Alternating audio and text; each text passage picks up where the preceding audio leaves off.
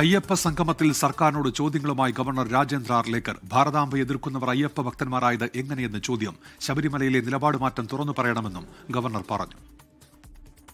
The people who have been opposing our culture,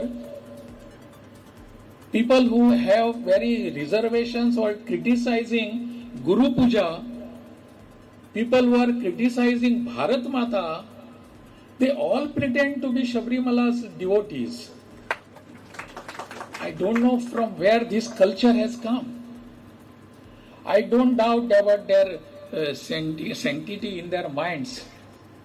If you really have that sanctity, if you really have those principles and those power in your minds, come out openly and tell us. Deepak ധർമ്മടമുണ്ട് Kozhikode നിന്നിപ്പോൾ. Deepak, എങ്ങനെയാണ് ഈ ഭാരതാംബയെയും Ayyappa സംഗമത്തെയും governor ഇങ്ങനെ ഒരുമിച്ച് ചേർത്ത് വിശദീകരിക്കുന്നത്? ദീപക്.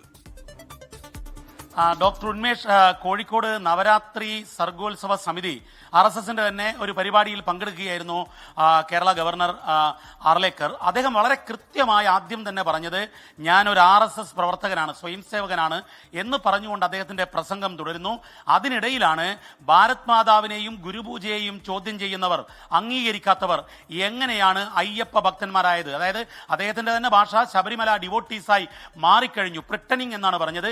അതെങ്ങനെയാണ്, അതൊരു രാഷ്ട്രീയ നയം മാറ്റമാണെങ്കിൽ അത് തുറന്നു പറയാൻ തയ്യാറാകണം എന്ന് പറഞ്ഞുകൊണ്ട് അദ്ദേഹം സർക്കാരിനെതിരെ, അതായത് പമ്പയിൽ നടന്ന അയ്യപ്പ സംഗമത്തിനെതിരെ കൃത്യമായ വിമർശനങ്ങൾ, ചോദ്യശരങ്ങൾ ഉയർത്തുക തന്നെയായിരുന്നു ഗവർണർ. അതിനുശേഷം അദ്ദേഹം നിരവധി കാര്യങ്ങൾ എടുത്തെടുത്ത് പറയുന്നുണ്ട്. അതിൽ RSS ആണ് തനിക്കെല്ലാം തന്നത്, താൻ എപ്പോഴും RSSകാരനാണ്, അത് തുറന്നു പറയാൻ തയ്യാറാണ് എന്നൊക്കെ പറയുന്നു. പക്ഷേ അയ്യപ്പ സംഗമത്തിന്റെ കാര്യത്തിൽ അദ്ദേഹം വളരെ ഷാർപ്പായിക്കൊണ്ടുള്ള ചോദ്യമാണ് സർക്കാരിന് നേരെ, ഇടതുമുന്നണിക്കെതിരെ രാഷ്ട്രീയമായി ഉയർത്തിയത്.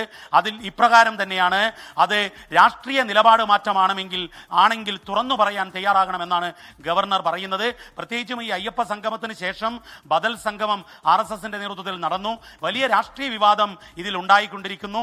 അതിനിടയിലാണ് ഗവർണറുടെ ഈ പരാമർശം എന്നത് നിർണായകമാണ്. ഡോക്ടർ ഉന്മേഷ്. ദീപക് ധർമ്മടമാണ് കോഴിക്കോട് നിന്ന് വിവരങ്ങൾ നൽകിയത്. ലോകത്തെവിടെയായാലും ഏത് സമയത്തും 24 വാർത്തകളും ഓഗ്മെന്റഡ് റിയാലിറ്റി പാക്കേജുകളും എക്സ്പ്ലെയിനറുകളും വിശദമായി കാണാൻ ഞങ്ങളുടെ യൂട്യൂബ് ചാനൽ നിങ്ങൾക്ക് സബ്സ്ക്രൈബ് ചെയ്യാം.